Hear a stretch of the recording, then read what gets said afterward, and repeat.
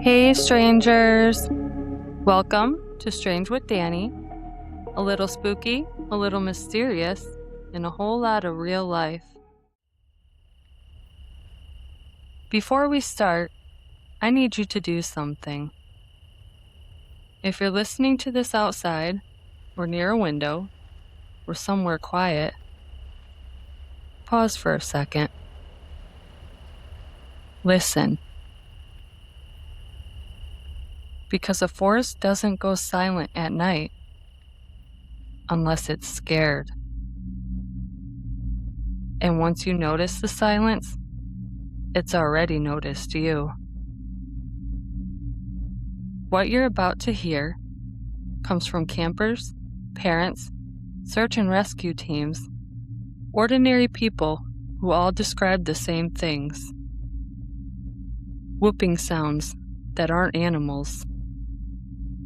Crawling shapes outside thin tent walls. Voices that know your name, but don't use it right. And the most important thing they all agreed on? The forests were never empty. They were already occupied. If you hear something tonight that sounds human, but feels wrong, don't answer it. Disclaimer: the following episode contains accounts of violence, disappearances, and disturbing wilderness encounters. These stories are not suitable for all listeners. Listener discretion is advised. If you're alone or outdoors or listening in the dark, you may want to wait until morning. This episode is called Into the Feral. Counting. Backpackers, group of 4. We realized too late that they were counting us. We were sitting close together, checking maps under red light, when we heard it. 1, 2. Spoken in a flat voice. Wrong rhythm, too slow. Then another voice finished. 4. There was no 3. My friend swept his headlamp across the trees, and for half a second, we saw them. Multiple figures, too many joints. They were too thin. Faces half hidden behind branches. One was crouched low, squatting, but leaning forward on its hands. It reminded me of a monkey. One stood taller, but hunched forward, like gravity worked differently on them. The moment the light touched them, they recoiled, fast, silent, and vanished again into the trees around us. But the counting continued. 1, 2. That's when we realized they weren't guessing. They already knew, and the forest felt smaller after that.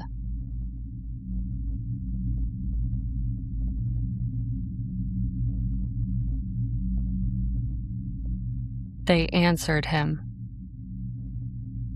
We brought our kids camping. We thought the woods would be peaceful. 2 tents, ours about 15 feet away from theirs.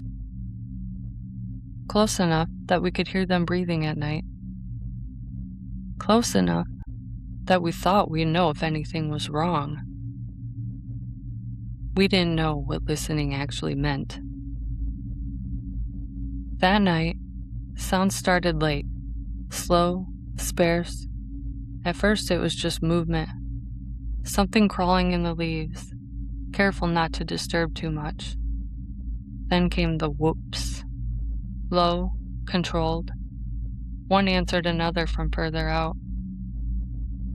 They weren't loud enough to scare the kids awake, at first. I remember thinking, at least they're not close. Then I heard it. Soft digging sounds outside the kids' tent. I froze. My wife whispered, "Do you hear that?" Before I could answer, something brushed against nylon. Very lightly, like fingers being tested against fabric. A quiet clicking noise followed. Then a low whoop answered from behind us. They had surrounded both tents. One of them made a sound that wasn't quite a word. Our son shifted in his sleeping bag. I whispered his name under my breath, begging him to stay asleep, but he didn't. From the tent, his small voice called out, "Dad?" The forest reacted. Not chaos, not aggression, interested. Multiple whoops answered. Short and sharp, excited, overlapping. The crawling sped up. Something pressed against the side of their tent, hard enough to warp the fabric inward. I could hear them communicating. Clicks, breathy sounds, rapid exchanges, like decisions being made very quickly. I screamed his name then. Everything stopped, dead silent, for several seconds. I thought maybe I'd scared them off. Then my son spoke again. "I hear people." That's when I heard it. Something answered him, not clearly, not right. It said his name, same pitch, wrong tone. It came from just inches outside the tent wall. My daughter started crying. The sounds escalated instantly. Higher whoops now, eager, layered over each other. The nylon of the kid's tent shifted as multiple hands pressed against it from different sides. They didn't tear it. They waited. One voice, deeper than the others, made a long sound that caused the rest to quiet immediately. Authority. Then I heard them do something that still makes my stomach turn. They practiced. They took turns saying my son's name, softly, broken, correcting each other, adjusting pronunciation, testing inflection. My wife sobbed silently. I had my knife out, knowing it meant nothing. Then one of them whispered from outside the kid's tent.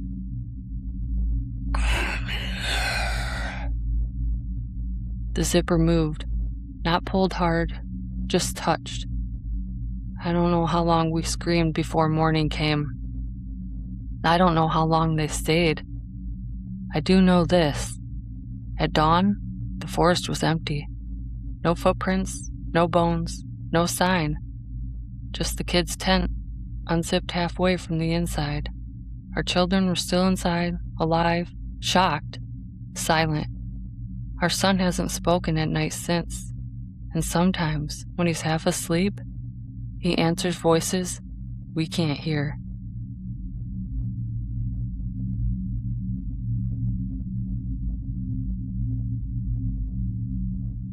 U.S. Forest Service Incident Report, Case File 411MT092, Status Unresolved, filed by Senior Ranger A. Whitlock, Location, Northern Mountain Range, Restricted Wilderness Zone.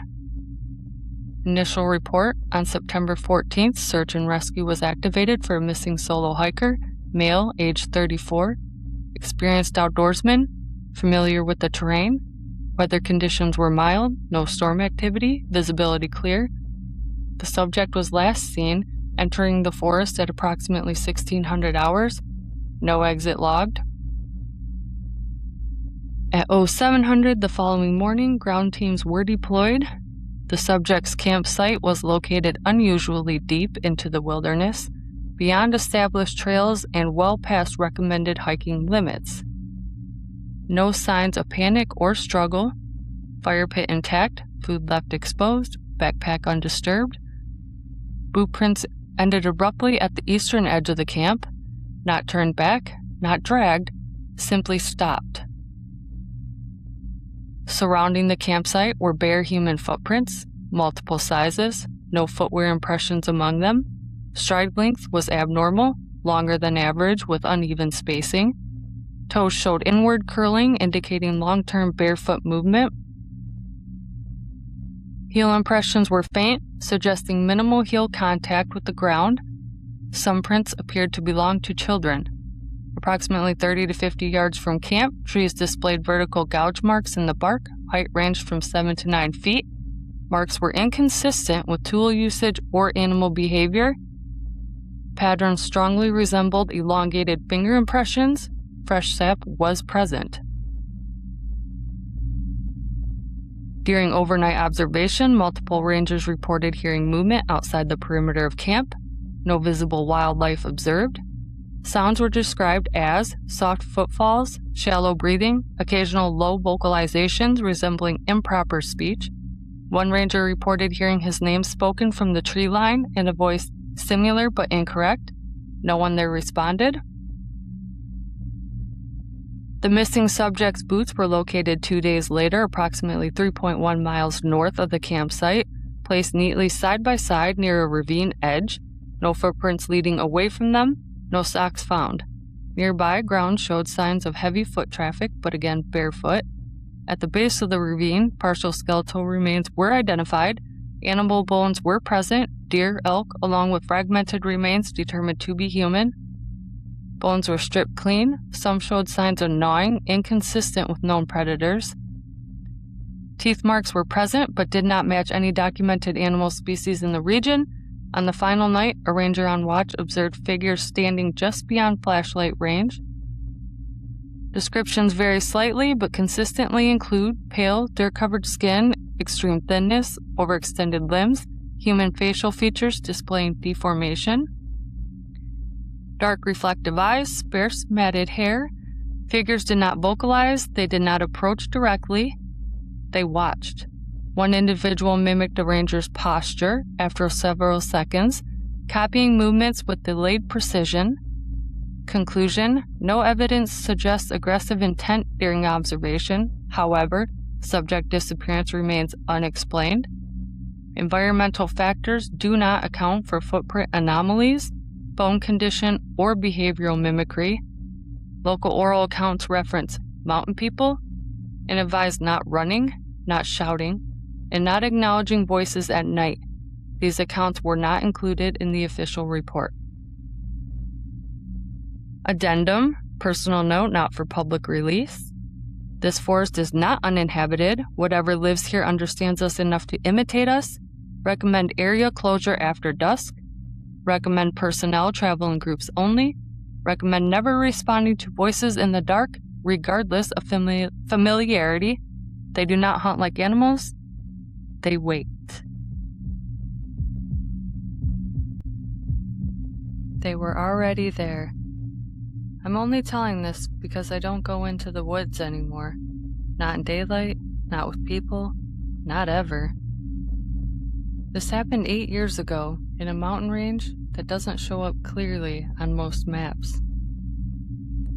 There were no trails where we went, just old hunting paths, game trails, and long stretches of forest that felt untouched. That should have been the warning. We were 3 days in when we realized the forest wasn't empty. It wasn't a sound at first. It was the absence of sound. No birds, no insects, not even wind.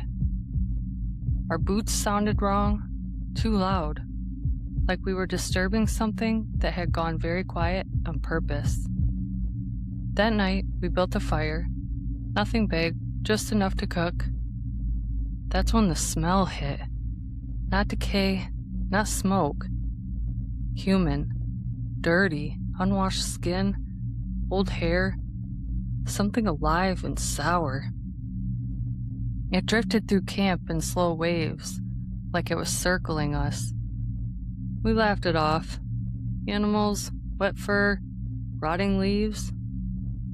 But later, when the fire burned low, I saw movement in the trees.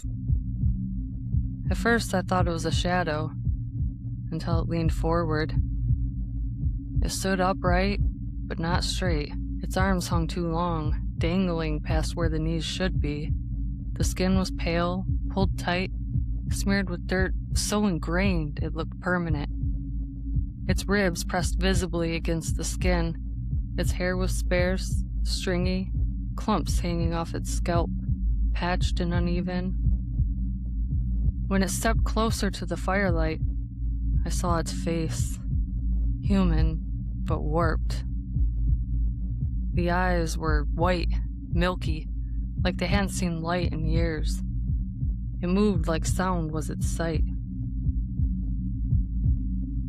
Its mouth hung open slightly, revealing teeth in various stages of ruin, some missing entirely, others jagged and brown. Its ears were human too, but misshapen, and it wasn't alone. Shapes appeared silently between the trees, more figures, taller, shorter. At least one small one that moved unnaturally fast on all fours before standing upright again. No growling, just low, almost whimper-like, curious sounds. They watched us, heads tilted, studying. One of them mimicked my friend's movement, raising its arm when he scratched his face, cocking its head the same way seconds later, like it was remembering how. We didn't run, I don't know why, some instinct maybe, but none of us moved. Our fire popped loud in the silence. Then one of them stepped closer. Its feet made no sound on the forest floor. It crouched by the edge of the firelight, sniffed the air, and whispered something. Not a word, more like a failed attempt at one, a broken imitation of language, muffled, almost like they were talking but with their mouths closed. The smaller figure darted forward suddenly, hands slapping the ground, then froze. Eyes wide, teeth bared. It looked excited, hungry. That's when I noticed the bones, scattered just beyond the light. Deer, small animals, and others that were wrong, too long and thin, human-shaped. Slowly, deliberately, one of the feral people reached down and picked up a piece of half-burnt meat that had been tossed to the edge of the fire glow. It sniffed it, then shoved it into its mouth, chewing noisily. The sound was wet, eager. After a minute, maybe longer, they retreated, melted back into the trees one by one. We didn't sleep. In the morning, our camp was surrounded, footprints everywhere, bare feet, some with long toes curled inward, others with scars across the arches like old injuries that never healed. Handprints were pressed into the dirt around our packs. One handprint was small, child-sized. We left immediately. 2 miles out, we found our trail marked, not with signs or flags, but with scratches in the bark, high up, well above head height, and fresh. Like they wanted us to know we were still being watched, being followed. Near dusk, we heard footsteps behind us, slow, dragging, and then the voices started, soft, imitating us. My voice saying my friend's name, my friend's voice laughing, kind of, like something trying to sound human. That's when we ran. We didn't look back. We didn't stop until we reached the road. Weeks later, I reported it. The ranger didn't interrupt. He didn't ask questions. When I finished, he leaned back and said, "They don't hunt like animals." He paused before adding, "They wait until you forget you're being watched." I don't camp anymore. I don't hike. And when I drive by a forest at night, I roll my windows up. Because some people, long ago, disappeared into the wilderness. They isolated, they adapted, and they're still out there. They'll always be out there.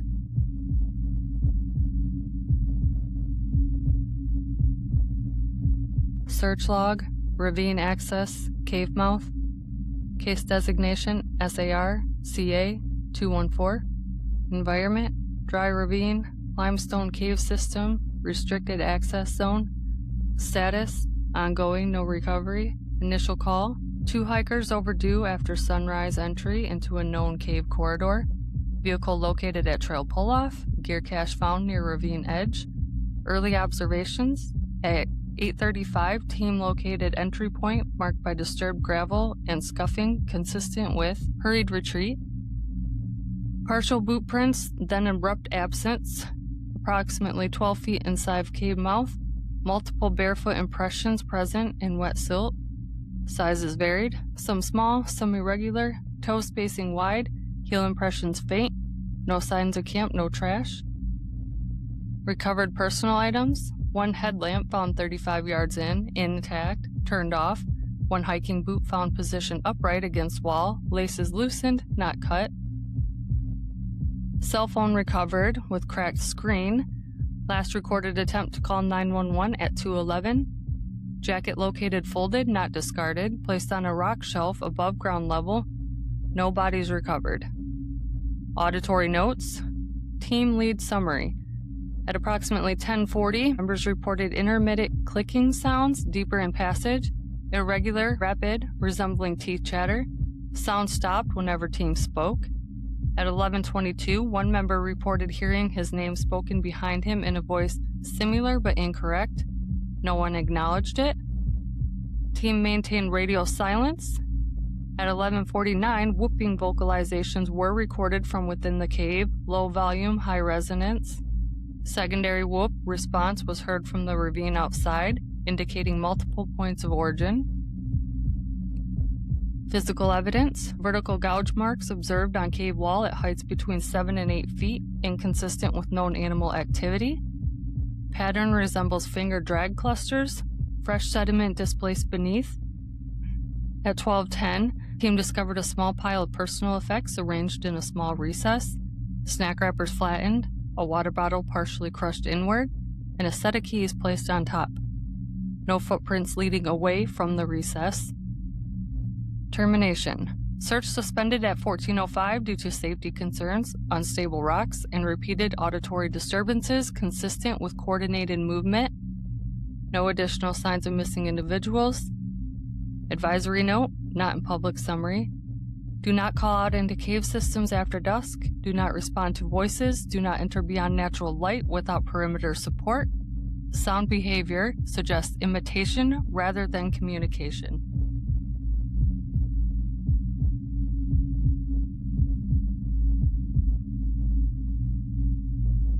The cave didn't echo right.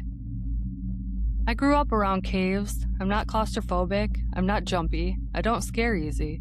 So when our group found an unmarked limestone opening off a dry riverbed, we treated it like a lucky find. Something cool to explore before sundown. The entrance was wide enough to stand in, but the light died fast. 2 steps in and the air changed. Cold and damp and stale. Not just old cave stale, like something had been breathing in there for a long time. We went in single file, headlamps on, talking quietly, the usual, and then the cave went quiet in a way I still can't explain. Not silent. Caves are never silent. There's always dripping water, shifting rock, your own breath bouncing back. This was different. Our voices didn't travel the way they should have. Our words sounded swallowed. Like the cave was padded, like something in there absorbed sound instead of reflecting it. We reached a chamber where the ceiling dropped low and the walls narrowed. Our lights picked up old scratch marks on the stone, long vertical lines clustered in groups like someone had dragged fingers down the rock. I laughed, because that's what I do when I'm uncomfortable. I said, "Okay, nope, that's creepy." And something in the darkness repeated me. Not the words, my laugh. A half second late, wrong, like it was trying to remember the rhythm of it. I froze. Everyone did. Behind us, deeper in the cave, there was a soft clicking, not water, not stone, teeth. Rapid, irregular clicking, like someone chattering without being cold. One of my friends whispered, "Stop moving!" and the clicking stopped immediately. The cave didn't go silent. It listened. We shut off one headlamp to save battery, and that's when I realized something else. Our light wasn't alone down there. There were tiny reflections in the black, low to the ground, like a cluster of eyes catching the beam and then turning away. Then came a sound I will never forget. A whoop, low and chest-driven, muffled by the cave walls. It wasn't loud. It didn't need to be. It came from somewhere deeper, and it felt like a signal. A second whoop answered, closer, and then the clicking started again. Faster now, excited, overlapping. We turned around as slowly as we could, and we started backing towards the entrance. That's when the mimicry got bold. A voice drifted towards us from the dark. Not speaking, practicing. It made a breathy shape of a sound like a word, and failed. Then tried again.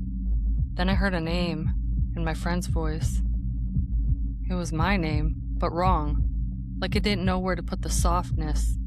Like it had learned the sound, but not the meaning. Hey, it said. And the way it said it made my skin go cold. Because it wasn't calling to us. It was testing what would make us answer. We moved faster then, not running. Running in a cave is how you die. But quick. Controlled. As we reached the narrow part again, something scraped behind us. Not footsteps, a dragging sound, like palms on stone.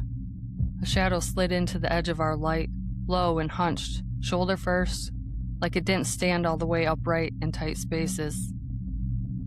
My headlamp caught pale skin, dirt smeared into it, stretched tight over bone.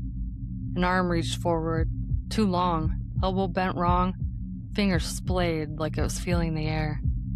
Then it clicked its teeth, and another one clicked back from deeper in the tunnel, like a reply, like permission. I didn't look again after that. I focused on the faint gray glow of daylight ahead and kept moving.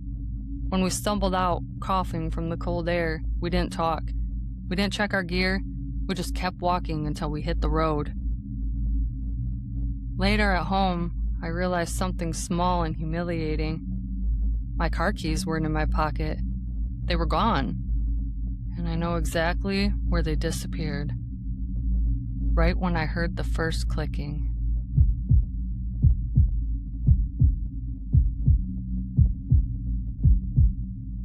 Incident report, abandoned mine shaft, sublevel.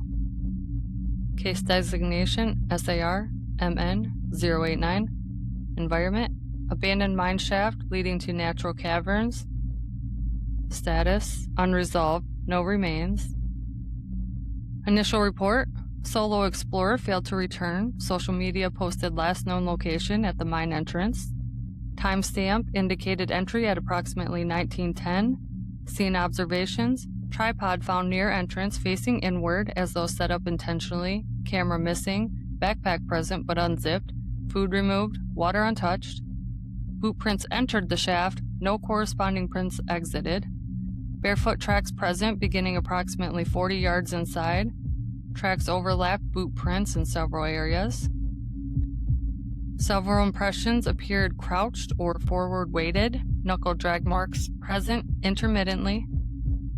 Recovered items, no bodies. Wallet recovered clean and dry in damp corridor, unusual. Watch recovered still running, placed on a rock ledge at shoulder height. 2 glow sticks found snapped and placed in an X pattern. Phone recovered deeper in sublevel, screen lit, battery at 7%. Last audio recording active at 136. Recovered audio, partial summary. Audio contains extended silence punctuated by clicking noises, rapid and irregular, shallow breathing, close to microphone, one low whoop followed by multiple distant responses, a whispered phrase, "Come here." Voice unclear, cadence inconsistent with subject, a brief imitation of a human laugh cut off abruptly. At 141, audio abruptly ends as if this device was picked up and moved, no impact noise recorded. Additional evidence, wall markings consistent with finger drag clusters observed above head height, fresh mineral dust displaced beneath markings.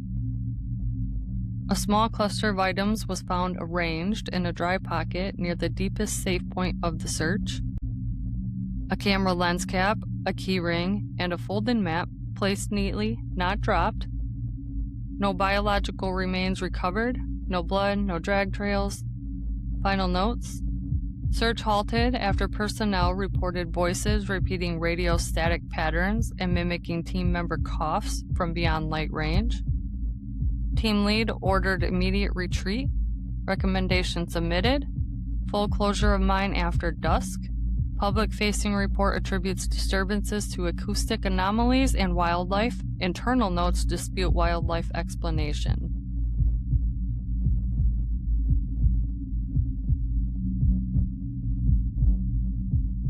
The cabin that didn't lock. I grew up camping. I've slept in the woods in storms, during animal migrations, miles from roads, without thinking twice. So when my brother suggested staying a few nights in an old ranger cabin deep in the forest, I didn't hesitate.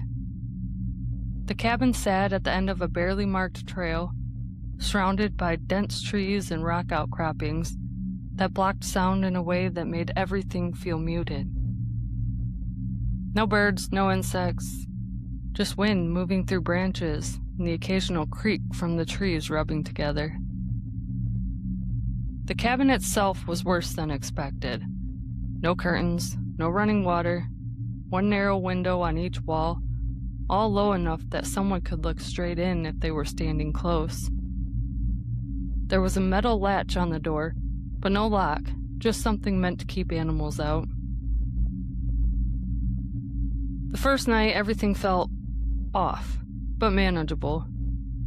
The second night, around midnight, we started hearing movement outside.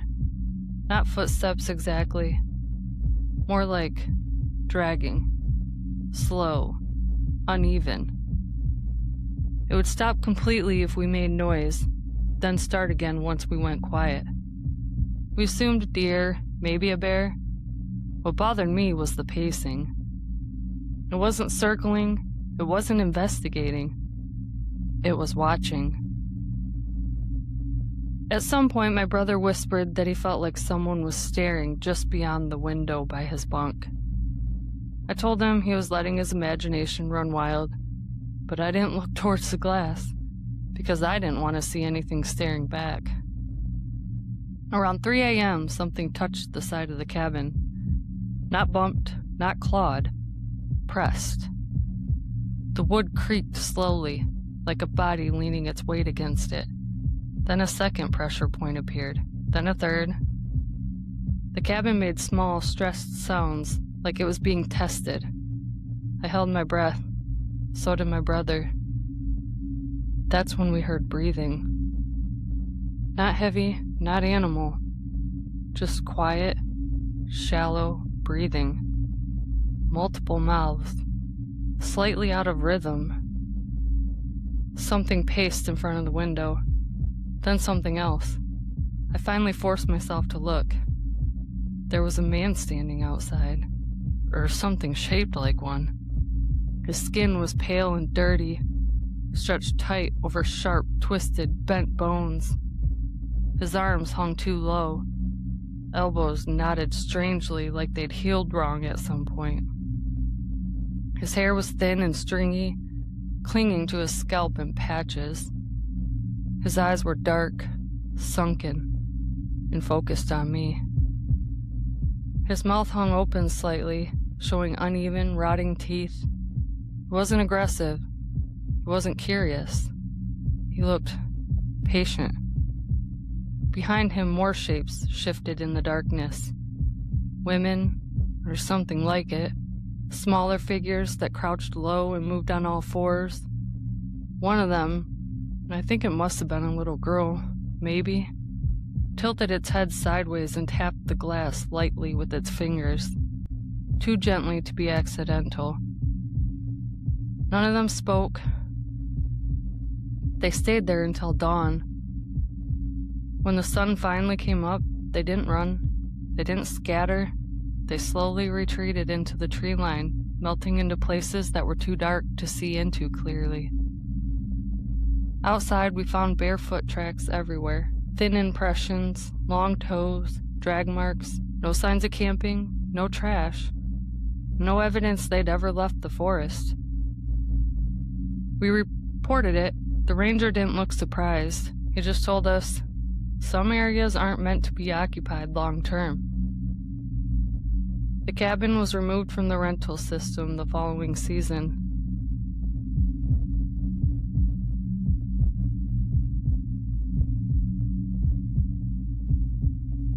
Case file 411-CO-298, region, San Juan Mountains, High Alpine Forest, status, unresolved, primary subjects, family group, 2 adults, 1 child, age 8. Initial report, family failed to return to rented cabin after short evening hike, cabin location confirmed, vehicle intact, supplies inside, cabin and vehicle untouched. Scene observations, trail showed normal boot impressions until approximately half a mile in. At that point, additional footprints appeared, barefoot and overlapping the family's tracks. Bare prints showed no depth variation typical of casual walking. Weight distribution indicated crouched or forward-leaning posture. Child-sized barefoot prints present.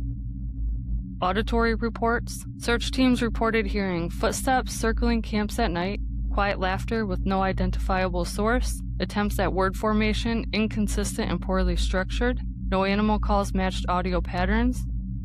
Bone recovery. Partial remains were recovered near a rock overhang. Adult femur bones showed evidence of toolless separation. No cut marks consistent with knives or saws. Bone ends appeared twisted rather than sliced. Child remains were not located. Unusual behavior. On the 3rd night, thermal imaging detected multiple heat signatures standing still at the tree line. No approach made. All signatures disappeared simultaneously when observed directly. Final notes. Local residents referenced people who forgot daylight. This statement was excluded from the official report.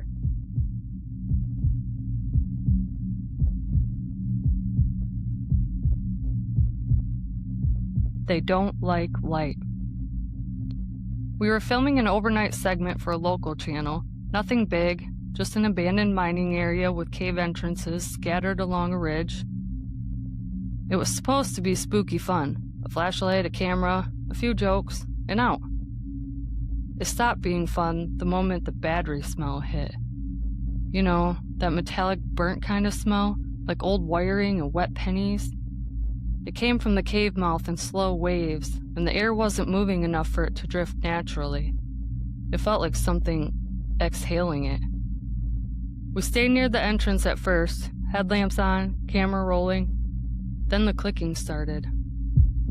Soft, deliberate, like someone tapping 2 stones together, but irregular, too fast to be hands. My cameraman whispered, "Is that you?" And right on cue, the sound repeated the word, "You?" Not the whole sentence, just the shape of it. A breathly imitation, like it didn't know how to finish. The cave swallowed our sound. Our voices didn't echo. They died. We shined lights deeper, and for a moment, we saw movement. Low silhouettes sliding behind rocks, not stepping like a person, but shifting like something that preferred the ground. Then something else happened that made me stop breathing. From somewhere inside, a child's voice said, "Hello?" Not loud, not scared, curious. I said, "Nope," out loud, immediately, and the cave answered.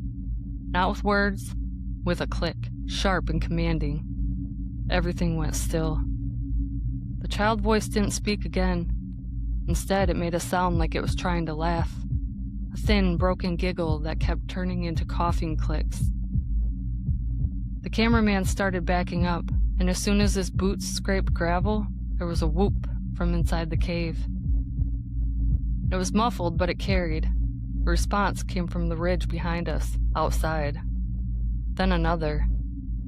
We weren't just being watched from one direction. We were being held in place. We didn't run. We walked backwards, lights pointed at the entrance, keeping the beam steady.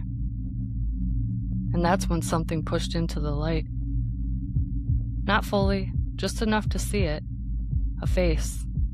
Human-shaped, but the proportions were wrong. Jaw too long, mouth too wide, teeth uneven and brown, skin pale under dirt. Their eyes reflected our lights and then blinked slowly, like it was learning what blinking was.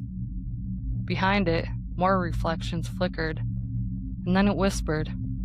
Not a sentence, a copy. My voice repeating, "Nope," stretched like it was enjoying the taste of the sound. We left. We didn't finish the segment. We didn't pack properly. We just got in the vehicle and drove until the ridge was far behind us. The next day, we checked the footage. The camera audio was mostly static, but at one point, right before we ran, there's a sound behind the cameraman. A soft, wet inhale, and a whisper that isn't ours.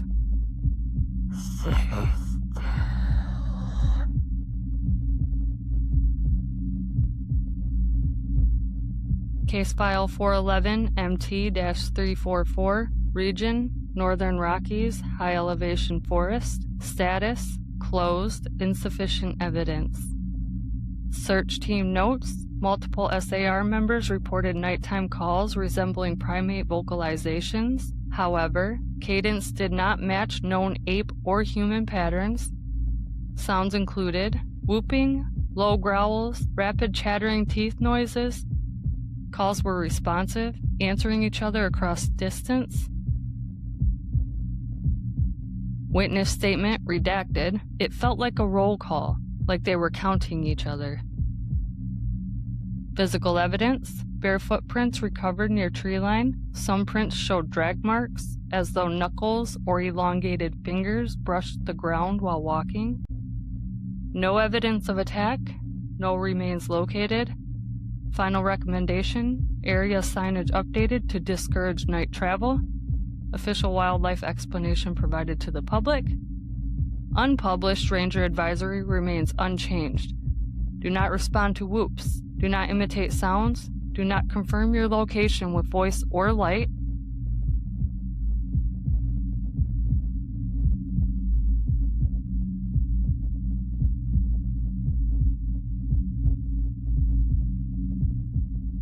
Encounter. The fire tower that wasn't empty. I took the fire lookout job because I wanted to disappear for a while. The tower was old, one of the first ever built in that region. 4 walls, windows on all sides, a trap door in the floor, and a ladder bolted to the side that climbed straight up from the forest floor. No trail directly to it, no signage, just a structure rising out of the trees like it had been forgotten on purpose. They told me I'd be alone. The first 2 nights were quiet, in a way deep wilderness usually is. Wind moving through the trees, branches snapping far away, an owl calling out now and then. On the 3rd night, I heard something new. A low whooping sound echoed through the forest just after dark. It wasn't loud, it didn't want attention, but it carried. Long, hollow, rising and falling in pitch, like breath being forced through a throat that didn't quite work right. I assumed it was an animal, maybe coyotes, even though it didn't sound like any I'd heard before. Then another whoop answered it, closer. I stood at the window scanning the tree line with my flashlight. The light disappeared into darkness almost immediately. Whatever was making the sound stayed just beyond the reach of the beam. Around midnight, the whooping stopped. That's when I heard teeth chattering. Not loud, not exaggerated, just a rapid clicking, uneven, irregular. It sounded cold, but the temperature wasn't low enough for that. I told myself it had to be my nerves. The next night, the noises started earlier. Whooping again, but shorter now, clipped, almost conversational. Call and response. Something answered from the opposite side of the hill, then another from somewhere closer to the base of the tower. I made a joke into the radio that maybe Bigfoot had found me. Nobody laughed. Later, as I lay in my bunk trying to sleep, I heard the ladder move. Not climbing, not yet. Just a tap, then another, like fingers testing metal, feeling for vibration, learning. The chattering started again, louder this time, and I realized it wasn't cold teeth. It was anticipation. On the 5th night, I woke up to breathing. Slow, shallow, multiple breaths, rising up the ladder shaft. Along with it came the smell, sour, unwashed, human in the worst way. Then came the sound that still makes my stomach drop when I think about it. A short, sharp whoop, right beneath the platform, answered immediately by chattering teeth. I crawled to the trap door and shined my flashlight down. A man clung to the ladder just below the platform. He was impossibly thin, bones pressing against skin, stretched tight and filthy. His arms were too long, joints bent at wrong angles like they'd healed without care. His head was tilted back, mouth open. His teeth were chattering so hard I could see his jaw shaking. Behind him, lower down, were others. A woman crouched halfway up the ladder, her spine rigid and twisted, her mouth open wide, and she let out a whoop that echoed through the trees, immediately answered by multiple calls from below. Smaller shapes moved beneath her. Children. Maybe, I don't know.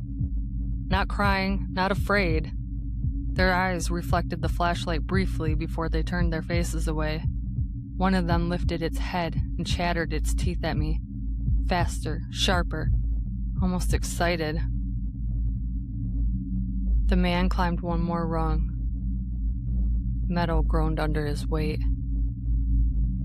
I screamed into the radio. I don't remember what I said, just noise and panic and begging. While I did, the woman laughed. It wasn't loud. It wasn't human. It was a breathy clicking sound mixed with chattering teeth and a soft, broken whoop. They didn't rush the tower. They stayed, circling below, answering each other, occasionally climbing high enough to remind me they could reach me whenever they wanted. Just before dawn, the noises stopped. When the rescue team arrived later that day, there were bare footprints everywhere. Too many, different sizes, drag marks near the ladder. They found scratches on the metal, human fingernails. The tower was decommissioned within the year. No explanation given, no warning signs added, just silence, where something had learned just how close it could get.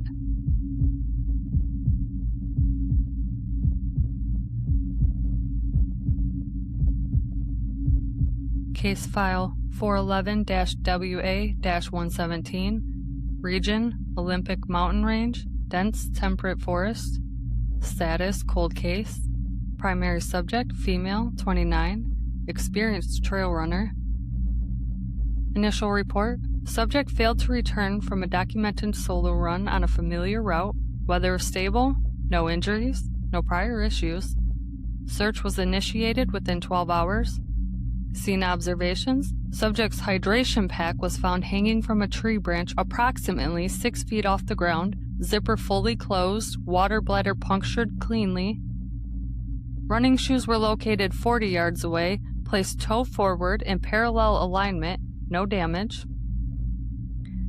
Footprints beyond this point were barefoot, stride length increased abruptly, toes showed heavy splay, suggesting prolonged barefoot adaptation rather than recent shoe removal.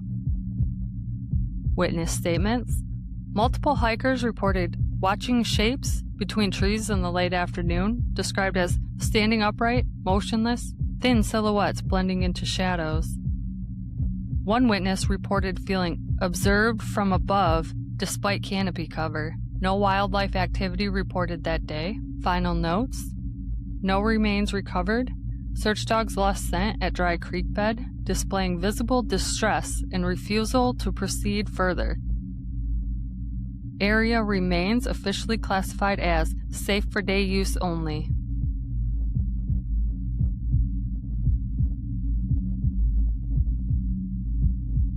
The cabin that wouldn't go quiet.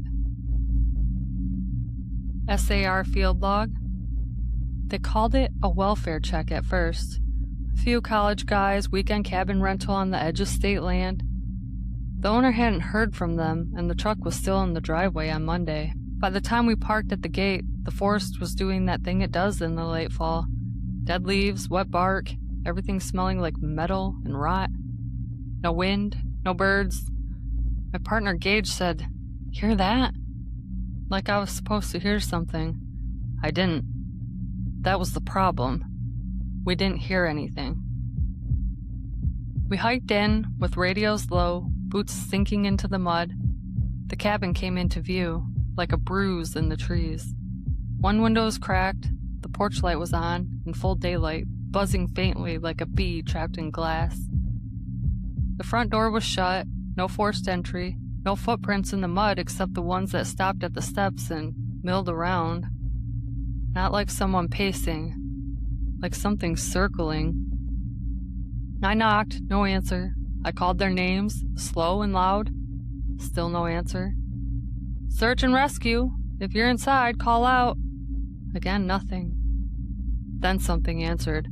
From the timberline behind the cabin, we heard a whoop. Not an owl, not a coy dog. It had shape, like a throat learning how to be human. Gage froze with his hand still on the doorknob. Another sound followed, teeth chattering, rapid, dry clicking, like someone cold and trying not to be heard. "Probably raccoons," Gage said, and I could tell he didn't believe it. We made entry. The air inside was warm in the wrong way, like a room that's been occupied, breathed in, sweated in, but no one's there now. There were sleeping bags on the floor, a half-eaten bag of jerky, a deck of cards, 2 phones on the table, both dead. No blood spray, no horror movie mess, just signs of a struggle without the noise of it. A chair tipped over, scratches in the wood by the back door, deep ones. And the smell, not rot exactly, more like a butcher shop after closing. I radioed base. "Cabin appears abandoned. Continuing search." That's when I saw the back window. It had fog on the outside. Handprints smeared and layered like someone had been standing there a long time, with their palms pressed against the glass. The prints weren't normal. Fingers too long, nails leaving thin arcs. We stepped out back. The clearing behind the cabin dropped into a drainage. Thick brush, bare branches. The ground was torn up like something heavy had been dragged. We found a shoe first. One of the guys, according to the owner. 30 yards past that, we found the phone case. Then the beanie. Then we found what was left. I'm gonna say this cleanly because I've told it in court, and I've told it to families, and I've told it to my own therapist, and the only way to say it is straight. We located human remains in the brush.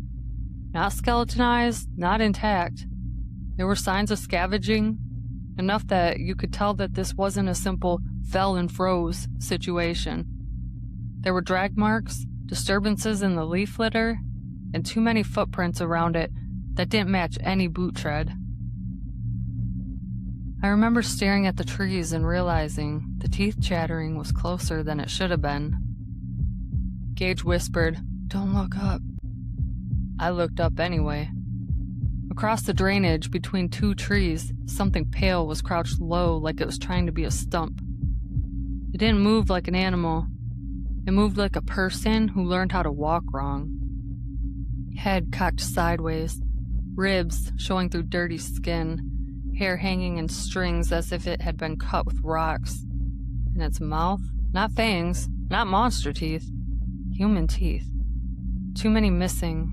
The ones still there looked dark and worn down, like they'd been used on things they shouldn't have been used on. It made a soft clicking with its jaw, and the sound matched the chattering we'd heard earlier. My radio hissed, Base asked for a status update.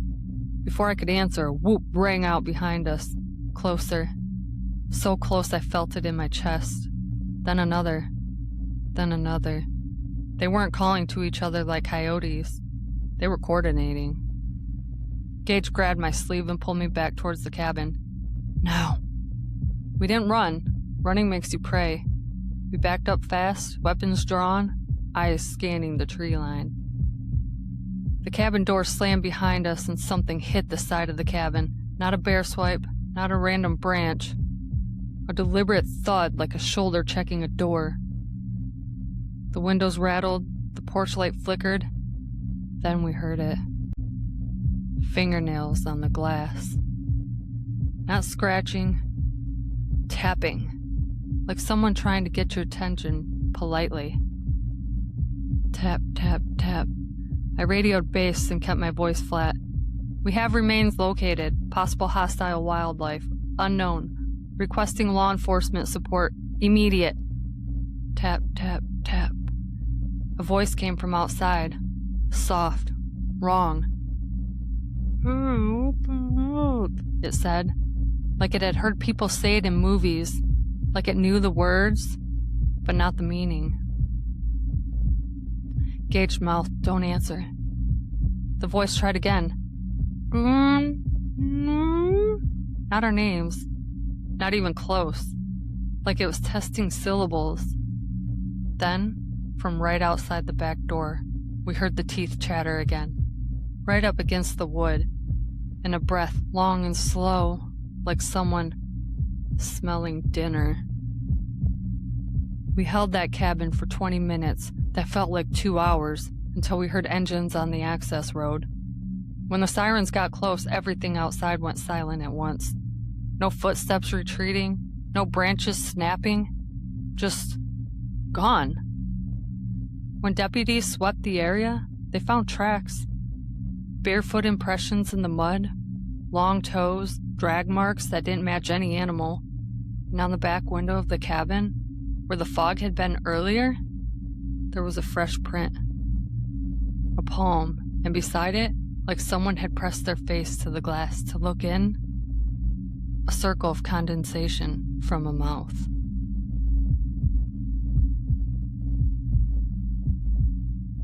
Case file 411-AK-061, region, Interior Alaska, Boreal Forest, status, active classified, primary subjects, 2 wildlife officers ages 41 and 46. Initial report, both officers stopped responding during routine overnight wildlife survey. Last transmission contained no distress call, only a brief message. They're closer than yesterday. Scene observations, survey site undisturbed, tent slashed vertically, not torn, fabric cleanly slit in parallel lines roughly the width of human fingers, radio equipment crushed inward, not struck, footprint analysis, barefoot tracks surrounded the camp, some prints showed 6 visible toe impressions, heel imprints almost non-existent, stride lengths varied unnaturally, alternating between short shuffling steps and extended leaps exceeding 6 feet. Recovered audio, partial. Wind noise dominates recording at timestamp 2:14. Low whispering can be heard, multiple voices, poor articulation, repeated phrase identified after enhancement. Auditory phenomena. Beginning at approximately 21:30 hours, responding teams documented unidentified vocalizations surrounding the search perimeter. Descriptions consistent across personnel. Low, chest-driven whooping sounds. Long pauses between calls. Pitch irregular, cracking mid-tone. Volume inconsistent with known wildlife. Calls appeared directional, originating from multiple points, alternating positions in a manner resembling coordinated movement. Vocalizations did not echo naturally. Several rangers noted the sound felt pressed inward, as though produced from damage or constricted vocal cords. Personnel reactions. 2 experienced rangers independently reported, "It sounds like something trying to remember how to yell." One ranger briefly responded verbally to a call before being stopped by team lead. Immediately following, calls intensified and drew closer. Distance closed from approximately 300 yards to under 80 yards within minutes, without corresponding movement sounds. Recovered evidence. Fresh scratch marks appeared on tree trunks during the night. Marks were vertical, irregular, and spaced like fingers dragged while standing upright. Height ranged up to 10 feet above ground. No claw tapering consistent with bears or large cats. Final observation, at approximately 3:15, all vocalizations ceased simultaneously. Silence persisted for 17 minutes, then a single sound was recorded. A breath, not wind, not an animal, human lung capacity, but shallow, strained, and uneven, accompanied by a wet clicking noise during exhale. Search aborted at dawn.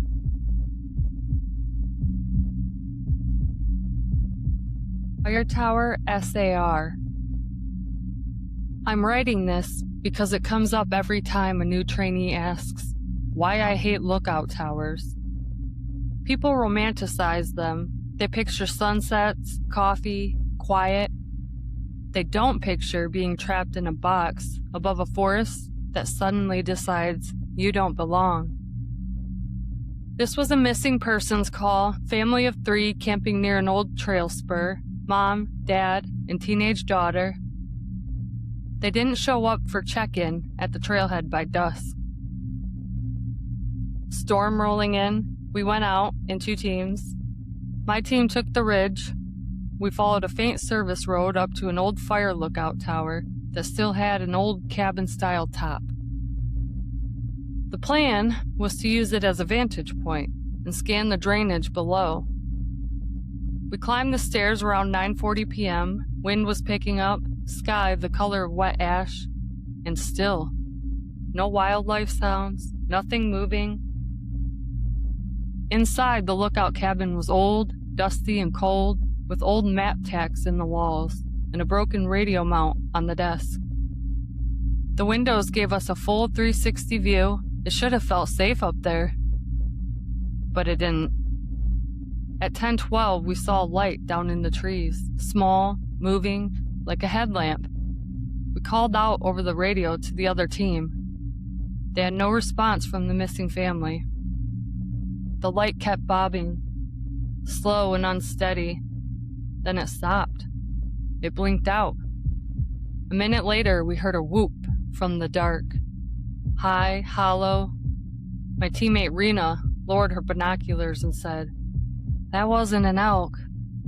From the forest below came another sound, teeth chattering.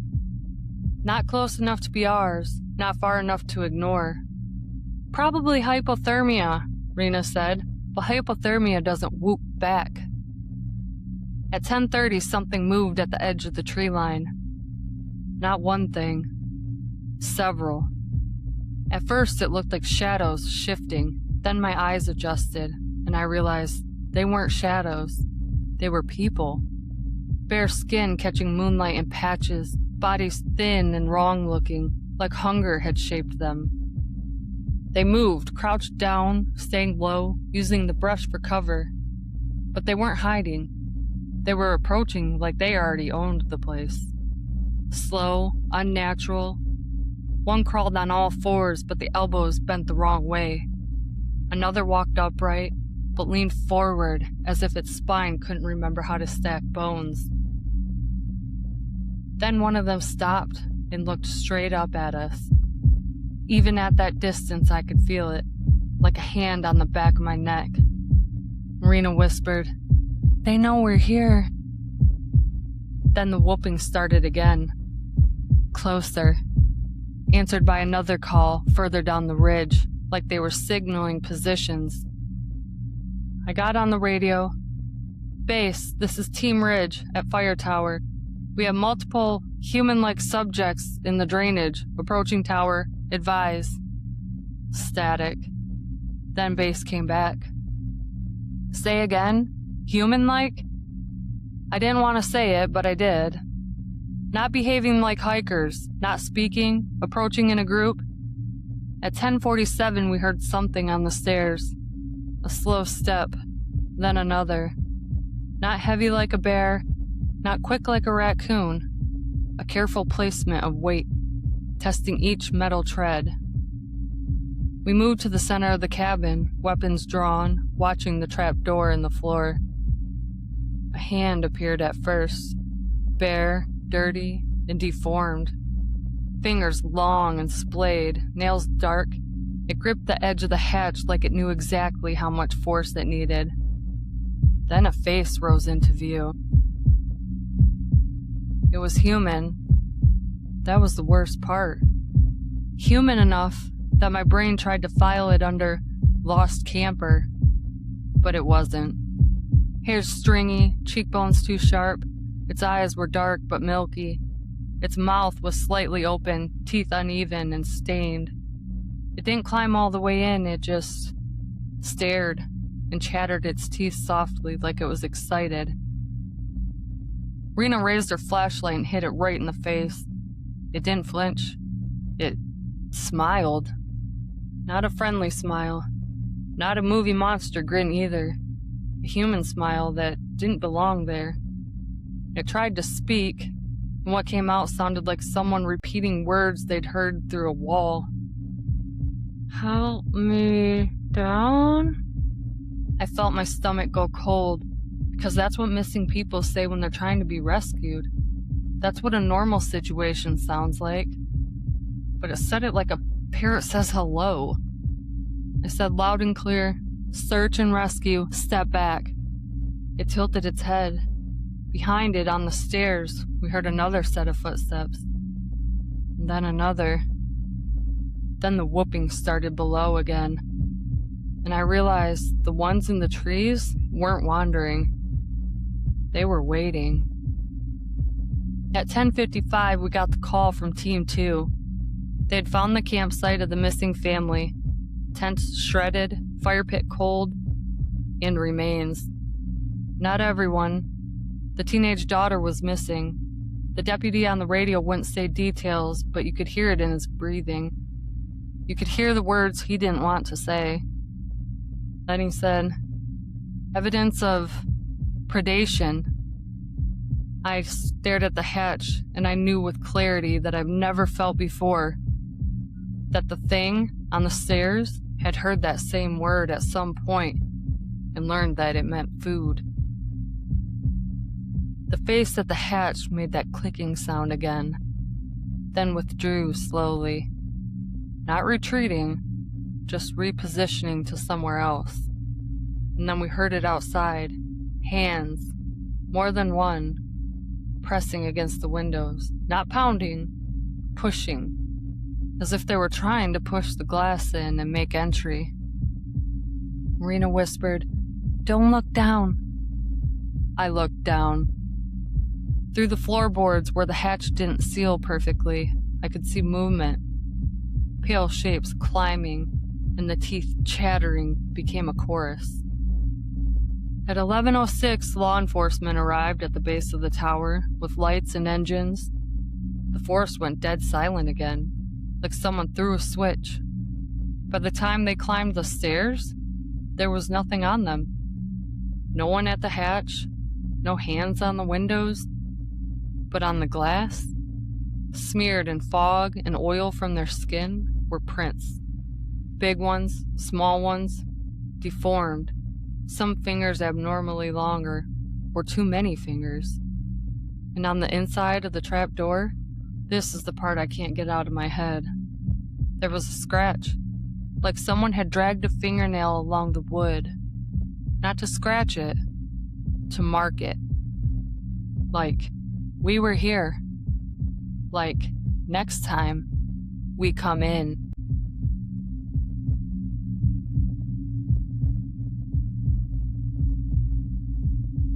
Case file 411-NC-209, region, Appalachian Mountains, deep corridor, status, unresolved, primary subject, male, 52, solo camper. Initial report, subject failed to return from a 3-night solo trip Vehicle found at trailhead with food supplies still inside, firearms present and unused. Nighttime audio reports.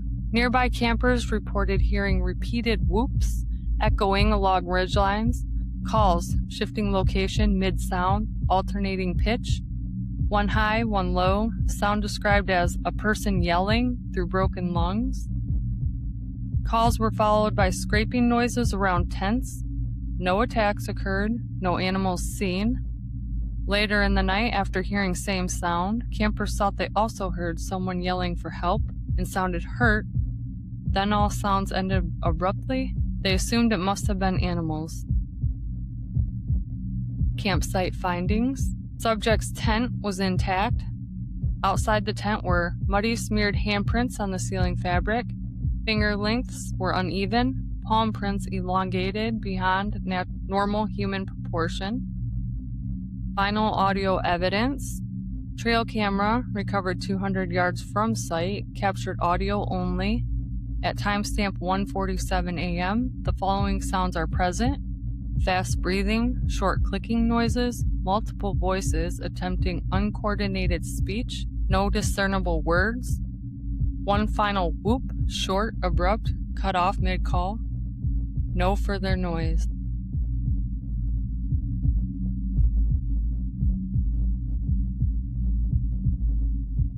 It knew my name. Backcountry campers, group of 4. We'd been hiking since early afternoon, 4 of us, me, my brother, and 2 friends of ours, a couple. Experienced campers, not idiots. We picked a site just off the trail, close enough, but far enough that we couldn't see anyone else. Everything felt normal until after dark. We were sitting by the fire, finishing dinner, and someone said a name from the trees. Not yelled, just whispered.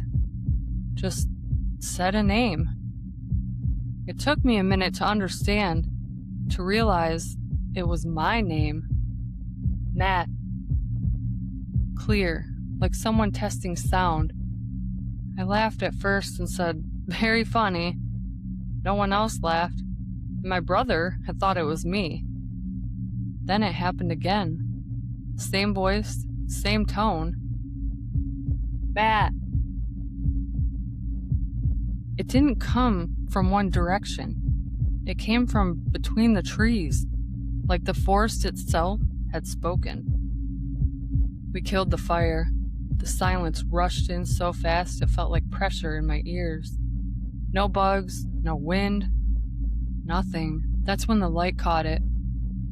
One of my friends swept their headlamp towards the edge of the clearing, just instinctively, and for less than a second, the beam hit a tall figure standing behind a tree. Not hiding, not running, watching. It was human-shaped, but the proportions were wrong. Too tall. Must have been 8 or 9 feet. Too thin, its arms hanging too long. Its head tipped slightly forward like it was curious. Its skin looked pale in the light, almost reflective, and then it moved. Not away, sideways. It slid back behind the tree in a way I can't explain, like it didn't need to pick its feet up. Then we heard talking, multiple voices now, low, mumbled, repeating pieces of sentences we'd said earlier in the day. Right here. Almost done. Can you grab the... They didn't line up correctly. The timing was off, like a recording skipping. My brother whispered, "They're practicing." That's when I felt it. That sensation where you realize you're not observing anymore. You're being sized up. We didn't sleep. We sat back to back with the lights off because the batteries all died, listening to footsteps circle just outside the firelight's reach. Sometimes something would say one of our names again. Never the right inflection, never quite right, just close enough to make you want to answer it. We packed up at first light and hightailed it out of there. When we checked the site from the trail, the clearing looked wrong. like something didn't want anyone inside it.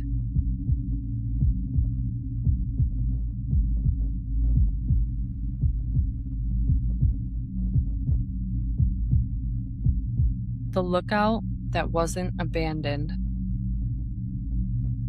There were 4 of us, 2 couples, hiking late season trails we'd done before. We weren't reckless, just confident. The plan was simple: hike in, sleep near an old fire lookout that had been decommissioned years earlier, hike back the next day.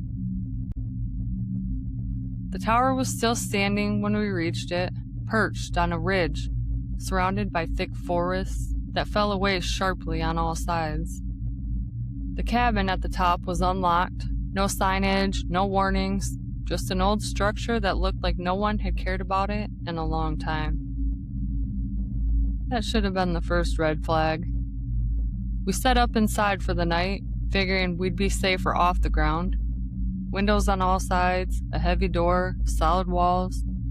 It felt comforting in the light, but as soon as the sun started to go down, it felt exposed. As dusk settled, the forest went quiet. Not peaceful quiet, empty quiet.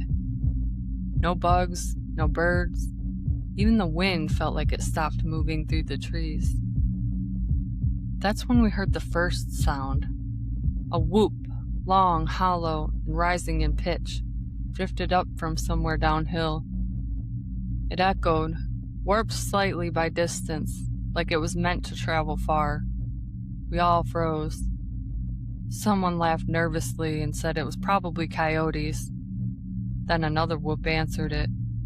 Closer. Different direction, shorter this time, sharper. The sounds continued for nearly an hour, call and response from multiple points in the forest.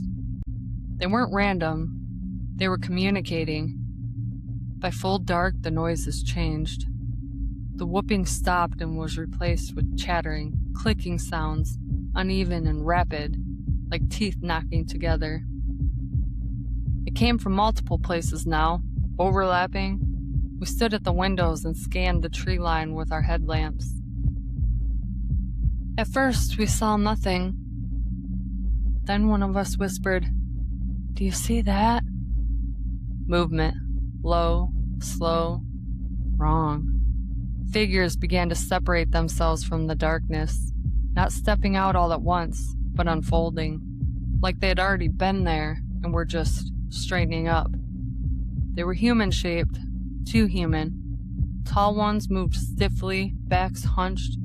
Smaller ones crept low to the ground, limbs bending at unnatural angles. Their skin was pale and dirty, stretched tight over bone. Hair hung in thin, matted strands. They didn't rush us, they advanced. Step, pause, whoop, chatter. Each sound seemed to coordinate their movement. As they reached the clearing around the tower, we realized how many there were.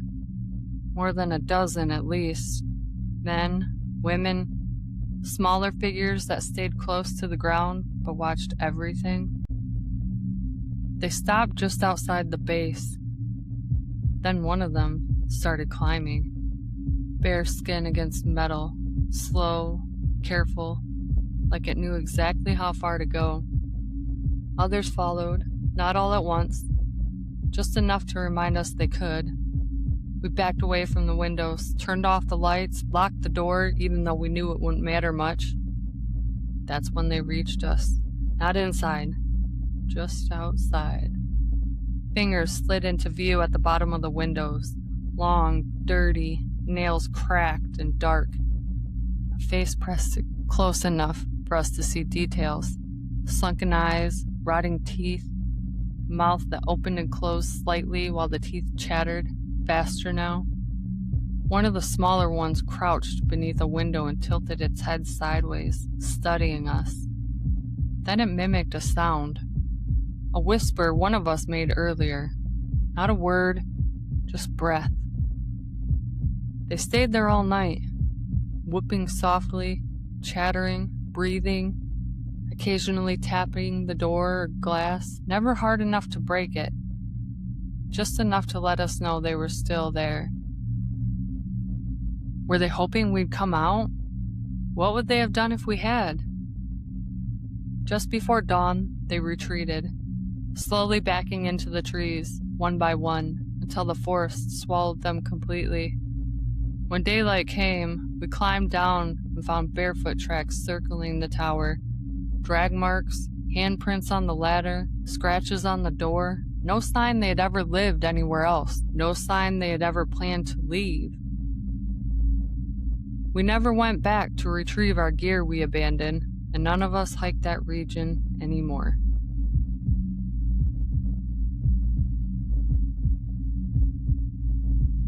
They sounded like us. It was 6 of us, friends from college. We weren't backpacking, just camping near a forest road.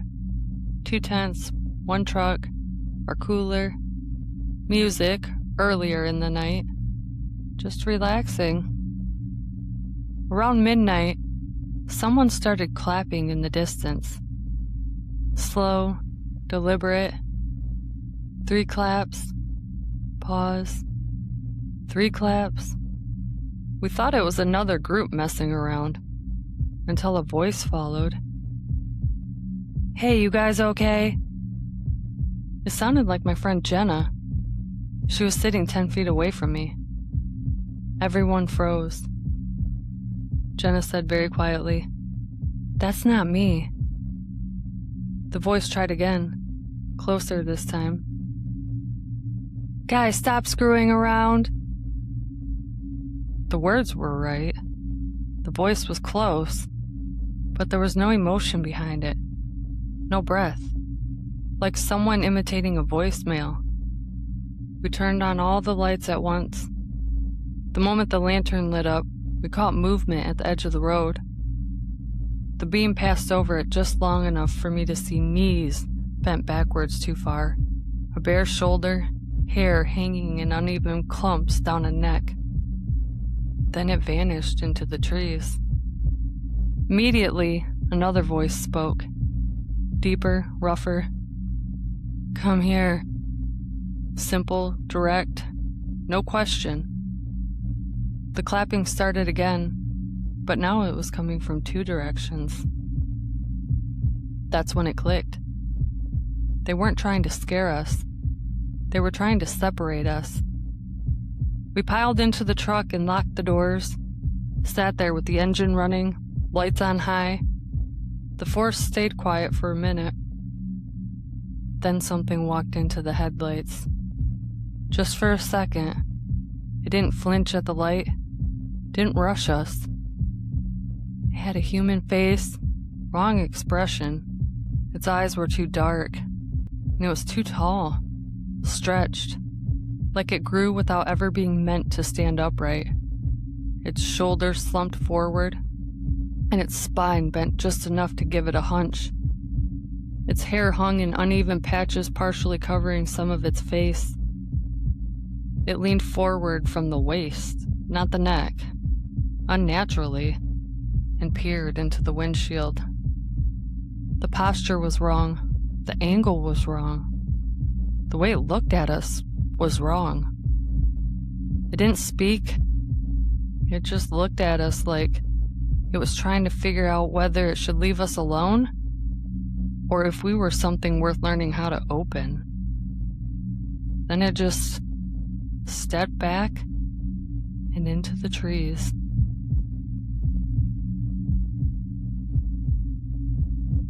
The flashlight. Just me and my girlfriend, 1 tent, no fire, no music. We just wanted quiet. We got it. Until about 2 a.m. I woke up because I thought someone was standing near our tent. I didn't hear them. I felt them. My girlfriend whispered, "There's someone outside." Before I could answer, a voice said softly, "Hey," right outside the tent wall. Too close. I held my breath and turned on the flashlight. The beam hit legs first. Bare, pale, dirt-streaked. The light traveled up and caught a face crouched low. way too close to the ground, staring straight at us through the nylon. Its mouth was open slightly, not smiling, listening. The light shook in my hand, and the moment it wavered, the thing was gone. Not running, just not there anymore. Then it spoke again, further out this time. "Hey, babe?" That one was almost perfect, almost her voice. I've never felt fear like that. Not screaming, panicking fear. The kind where your body goes cold because it understands something your brain doesn't want to. All night we heard footsteps pacing just beyond where the flashlight reached. Sometimes something would cough. Sometimes it would laugh. Short, breathless little sounds that didn't come from lungs working right. And sometimes it would say one of our names. It never yelled. It was never demanding. We were like prey when it stops running because it thinks it recognizes the sound.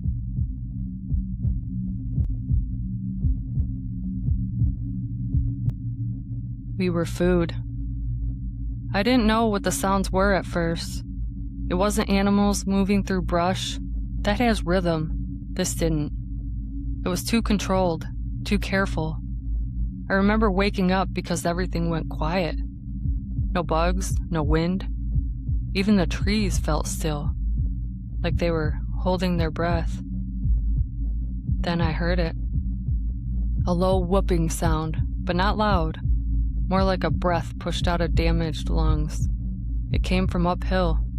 A few seconds later, another answered, lower, rougher, then a third. Short, sharp, almost excited. They weren't howls, they weren't calls. It sounded like coordination. I stayed still. I didn't unzip the tent. I barely breathed. Something moved outside. Not walking, crawling. I could hear hands in the dirt, fingertips scraping against rocks. The sound of fabric brushing the ground. Clothing, maybe? Or skin? The shadow passed over the tent wall. It paused. That's when I realized they knew we were inside. One of them sniffed near the tent seam. I could hear wet breathing, a clicking noise in the throat, like it couldn't quite swallow right. Then my backpack shifted, very slowly. The zipper didn't open at first. It struggled with it, like it didn't understand how it worked. Then I heard teeth scrape metal. The zipper opened. I had food in there. They pulled things out one at a time. No panic, no mess, just methodical. Studying, sniffing, sharing. Outside, the sounds changed. Short whoops, low clicks, a whispering noise that wasn't quite language, but wasn't random either. The pitch rose and fell like questions and answers. I realized something that made my stomach drop. They weren't just communicating. They were communicating about us. One crawled closer to the tent and pressed its weight against the side. I saw the outline of its head through the fabric. The shape was wrong. Too narrow, chin too long, hand pressed against the tent wall. The fingers were too long, bent oddly at the joints. One finger was shorter than the others, like it had healed wrong a long time ago. It didn't tear the tent, it just stayed there, listening. Then I heard an immediate sound from earlier that evening. My laugh. It was wrong. Something trying to sound human. Broken halfway through, but close enough that my chest seized. Another one answered with something that sounded like my friend, saying my name, but stretched and slurred, like a memory of speech rather than real speech. The whooping started again, faster now, more excited. One of them made a sharp, quiet sound. Almost like a command. Everything stopped. Silence. I felt the tent shift as they backed away, crawling again, hands, knees, elbows, moving around us instead of away. One last sound came from the trees, a long, low whoop, followed by a clicking laugh, like satisfaction. We didn't move until morning. When we finally got out, our boots were gone. Not stolen, placed side by side, facing the trees. There were bare footprints everywhere around the site, some deep, some light, some small, child-sized. They never attacked. They never rushed.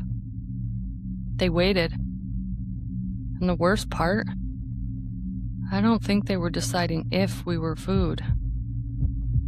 I think they were deciding when.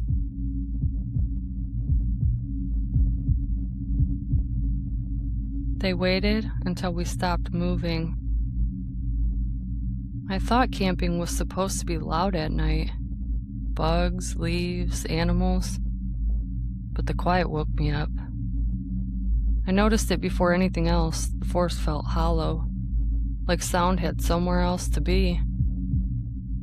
Then the whooping started. It wasn't a yell. It wasn't a call. It came from deep in the chest, pushed out slowly. Like whatever made it didn't have strong lungs. Another answered from far away, and then another, closer. They weren't random, they were timed. I heard crawling. Not fast, controlled. Hands dragging through dirt, fingertips knocking softly against rocks. Someone sniffed the air near my tent door. I smelled them before I heard them clearly. Old skin, damp earth, a sweet rot underneath it all. Something tugged at my cooler.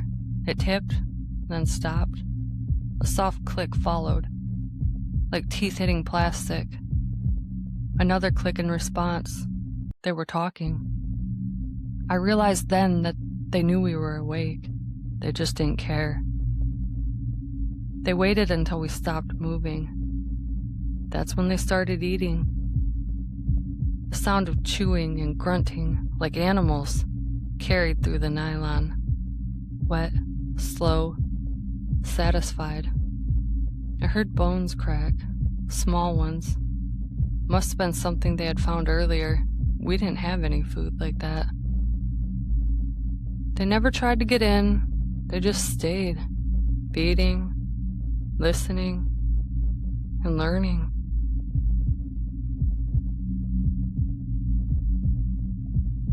They followed us quietly.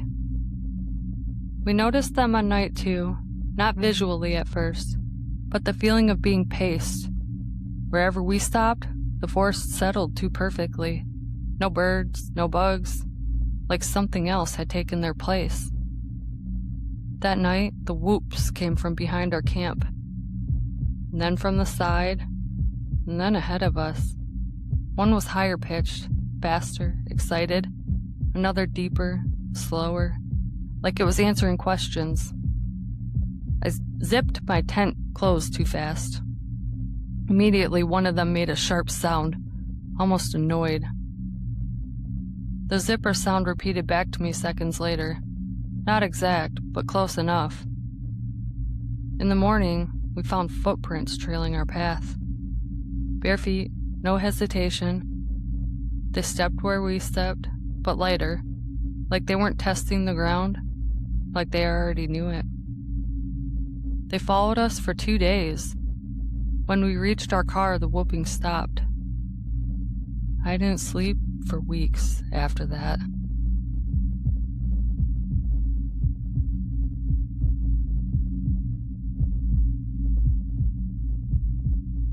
All the stories tonight were different, but the same. Some survived, some didn't. Some were found, some were taken. But every single one said the same thing in a different way. They didn't attack. They waited. They learned routines. They practiced voices. They chose carefully. And once they choose, You don't get chased. You get isolated. So if you ever find yourself camping in silence, so complete it presses on your ears, if you hear whooping sounds answering each other across the trees, or if a voice outside your tent says your name exactly the way someone you love does, stay inside. Don't unzip. Don't follow. Don't respond.